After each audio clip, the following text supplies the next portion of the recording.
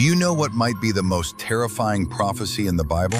It isn't a flood. It isn't fire from heaven. It isn't even final judgment. It's a line that can make every parent's breath catch. Parents will eat their own children. What's even more horrifying is that this isn't some made-up horror story meant to scare people. It's a real covenant curse Moses read aloud to Israel in Deuteronomy 28 in public. They were about to enter a land flowing with milk and honey, and yet God first stopped them at the edge of the wilderness to hear a warning no one wanted to finish. If you abandon the Lord, these disasters will come upon you one by one. And the most shocking of them is what happens when famine is pushed to the absolute limit. An enemy seals a city shut. The siege is airtight. The storehouses run dry. Not even a crumb of bread can be found in the streets. People will starve to the point where they can't even stay human. They will eat the fruit of their own womb. They will consume the flesh of their sons and daughters. The passage doesn't soften the language. It isn't describing a mindset, and it isn't a spiritual metaphor.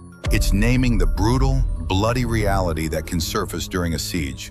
A man who was once gentle will hide in the dark and secretly devour his newborn baby, refusing to share even a bite with anyone. A woman who spent her whole life obsessed with cleanliness, who thought even bare feet on the ground were filthy, will sit in a corner staring at the child she carried for 10 months, cover her mouth, and eat the last piece of flesh just to survive one more day. This prophecy exposes more than a nation's tragedy. It exposes the final line of the human heart and how it gets pushed back, step by step, until it collapses. When people escort God out of their lives, what falls apart is never just systems and cities. Even conscience, basic human limits, can be swallowed piece by famine and fear.